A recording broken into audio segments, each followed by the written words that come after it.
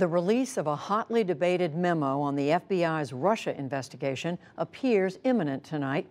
That prospect had Republicans and Democrats trading charges and countercharges throughout this day. Lisa Desjardins begins our coverage. Please welcome your leadership, Steve Scalise, Kevin McCarthy, Kathy McMorris Rodgers. As congressional Republicans gather at a West Virginia retreat meant to tackle big goals, a controversial 4-page memo is dominating the news, as Speaker Paul Ryan found at his news conference. Gary. Nearly every question was about the so-called Nunes memo. Drafted by Republican staffers for House Intelligence Committee Chairman Devin Nunes. It alleges FBI abuses of its surveillance powers, but its contents are classified and have not been made public. The committee has voted to make it public, and the White House, which must weigh in, indicated it will likely tell Congress tomorrow that it agrees with release. Thank you, Paul and Mitch, for the introduction. And President Trump made no mention of the memo during his address at the GOP retreat today, but Democrats have been very vocal, with the ranking Democrat on House Intelligence, Adam Schiff, charging that Republicans changed the memo before sending it to the White House to approve. Today in Philadelphia, blunt words from Schiff. What we don't do is we don't cherry-pick classified information and publish it to give the country a misleading impression to protect the president's hide. Schiff said this could undermine the Bureau's ability to do its job. When the FBI fans out across the country and they're investigating a terrorism case, are Americans going to think, what's your agenda? There is so much hyperbole out there that it's going to cause a lot of Americans to question the very patriotic people who are working to protect the country every day. But Speaker Ryan insisted the only changes to the memo were for national security reasons and in consultation with the FBI.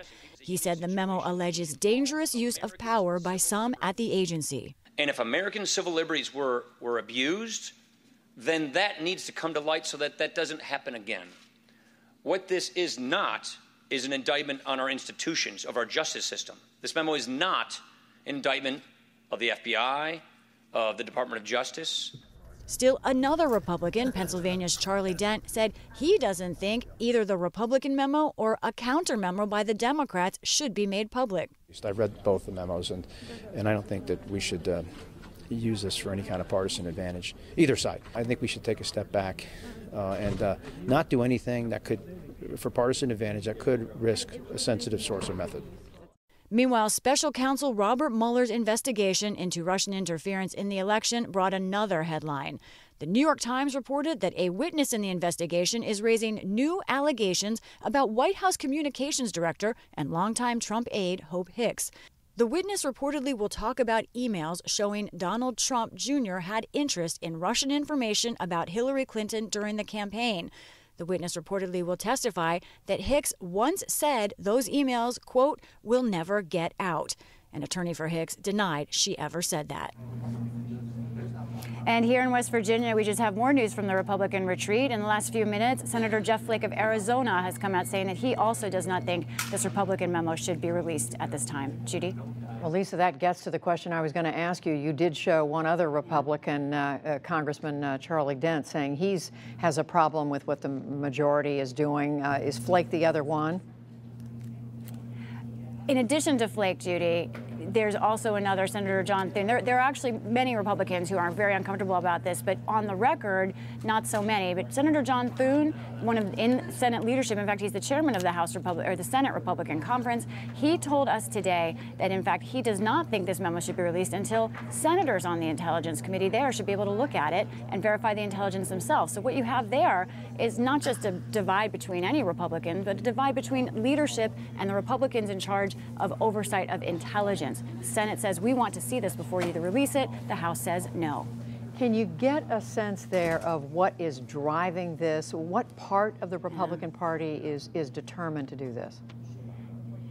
This has been a groundswell from the most conservative parts of the Republican Party. And in fact, the Freedom Caucus has really been leading the rallying cry here. One tweet out today, I think, sums up that point of view. That's from Jeff Duncan. He's the South Carolina representative who personally asked Trump on the floor of the State of the Union to release this memo. He wrote today in this tweet that this memo will shake the organization, the FBI, down to its core, showing Americans just how the agency was weaponized by the Obama officials, DNC, HRC, meaning Hillary Rodham Clinton, to larger political adversaries.